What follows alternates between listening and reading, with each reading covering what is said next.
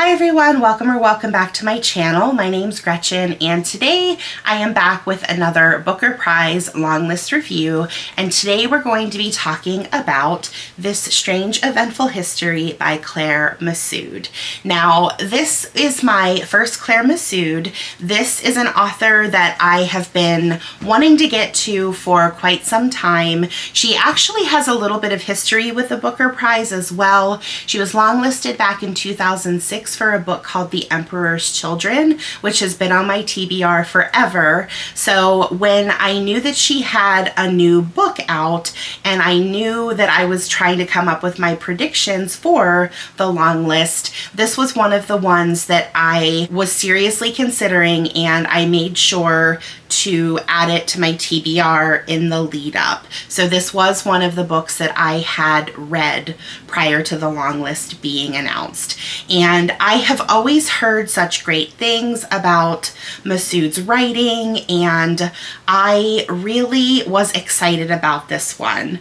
But unfortunately, this book did not live up to all of the hype for me. And I was just so sad because I wanted to love this book so much, and I was hearing about it from people that I really trust and have very similar reading taste to, so it really came as quite a shock to me when I did get into this book and I realized that I wasn't vibing with it. But although it wasn't a favorite read for me, I really do think that there are some positives about it. So we'll talk about the good and the bad in this review. So let's just start with what this book is about. In a nutshell, the book starts in the 1940s, 1940 to be exact, and we follow several generations of a family, and we follow them all the way from 1940 through, I think, up to the year 2010. So we cover a really long range of time.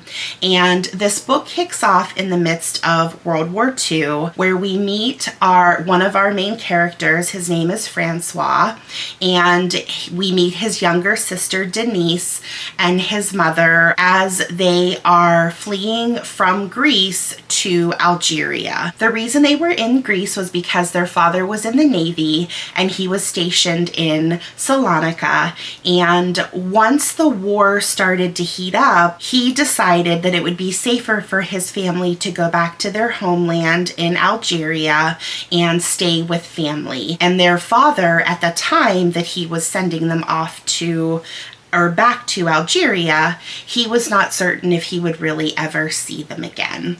So at the very beginning of the book, the first two chapters specifically, I personally felt that the lead up to the story was great. So we had, this family in turmoil. The war was tearing them apart. They were, fleeing back to their homeland from where they were. And I was really invested, and I kept thinking, yeah, this is going to be a really good story. And I was eager to learn more about what was going to happen to that family and how they would come out on the other side of the war. And then once we got to part 2, that's immediately where the story started to fall apart for me. We jumped ahead to 1953, so we jumped ahead 13 years, and now the story is taking place in Amherst, Massachusetts, and we're meeting up with Francois again as he is in college.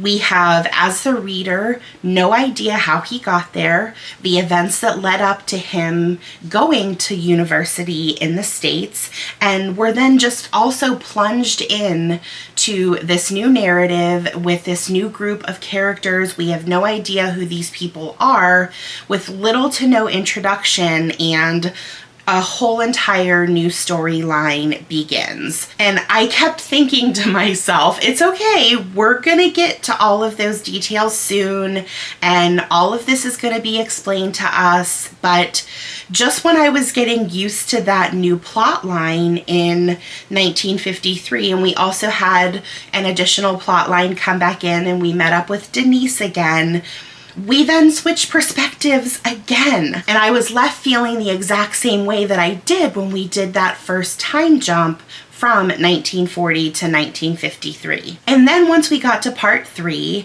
we jumped ahead to 1962 when we were in Toronto, and we were talking about Barbara. We were talking about Barbara's life, and we were learning about Barbara's family. Now you might be asking me, Gretchen, who's Barbara? Did you forget to tell us about Barbara when you were introducing the first group of characters? No, I didn't. We just jumped again, not only to a new time period, but we were introduced to Barbara and we had to learn a completely new character, and we weren't prepared for it at all. This was the first time Barbara had been mentioned, and now we have this new storyline going on, and we really don't know what is happening, or I personally didn't know what was happening. And then we find out that Barbara is Francois's wife, and I didn't know he was married.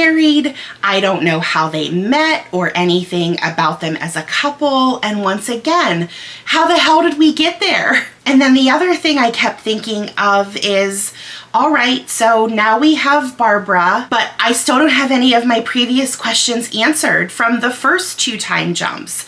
All of those bits and pieces between all of those years have never been filled in for me. And now we're learning about all of these other new people, and it just kept piling on, and I just became more and more frustrated. And this is how the rest of the book just continued for me. Time jump after time jump with even more questions than I had from the previous one. And they just kept piling up all along the way for me. And each section would just lure me in and give me enough information to get comfortable with the current plot line, even though none of my questions had previously answered. But once I got to the point where I was getting comfortable what was currently happening, I would then go and feel like, okay, it's time for me and Marty McFly to get back in the DeLorean because we got to go forward 10 years and forget about everything that just happened. And we're going to land in this new place and I'm going to be completely lost again. And it was just so frustrating for me as a reader. I personally love a good time jump. I don't mind those at all, but I feel like there are authors that do it really well where they can jump ahead and they can ease you into it and fill in a little of those gaps. And even if it's vague, it at least gives me something. It gives me some closure, and it feels like I can then move forward within the new section and with the characters in that current time period. But to me, these specific time jumps were just too jarring, and I felt like I had whiplash each time we did it, and I was questioning my sanity the whole time, thinking, did I miss something?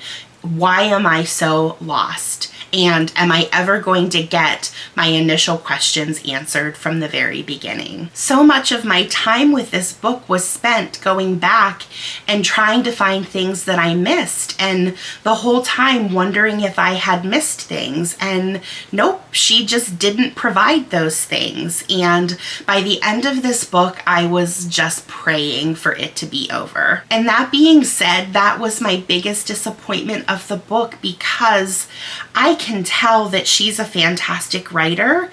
The prose was lovely, and within the confines of each chapter, her talent is evident. She was doing all the things that I want in a book. She was telling me an interesting story. She was planting seeds to make me curious and ask questions, and she made me want to learn more about the outcomes as the book progressed. But she let me down every single time because she never answered those questions or provided me with the details that I need. And I think I actually said this in my little mini review that I did during my recap, is that I think that this book would have benefited from being longer. And I rarely say that. Most of the time it's like, oh, this could have been edited down. But this book came in just a little over 400 pages. But I honestly think that if the author took the time to fill in a little bit more of those gaps between those time jumps, that I would have enjoyed the book so much more. I would have rather read a 700 or an 800-page book that had the whole entire story than just the little fragments that I was getting. And I honestly think that that could have been the difference between this book being a 3-star and this book being a 4.5 star for me. And I just keep chuckling at the title because I honestly feel like she left out all of the strange and eventful parts of this book, and she just gave us a shell or an outline, and I needed a little bit more meat to the story. I just don't feel like we ever spent enough time with the characters for me to personally connect with them. And if we had more of those in-between bits within the time jumps, then maybe I could have connected or related to them a little more. And unfortunately, I never got to experience that with the characters. Now, I know that so far I have said a lot of negative things about the book and why I didn't really get along with it or why this book wasn't for me, but there were some good positive things about the book. First of all, I already alluded to this or mentioned it, that the writing was great. I think that Messud is a very talented writer. Her prose was lovely and she can put a sentence together, but I think that I would do better with a more plot-based or a continuous plot-based book of hers. So I'm hoping that maybe some of her other books could deliver that for me. And another thing I did really enjoy about this book was the fact that the family was all over the world.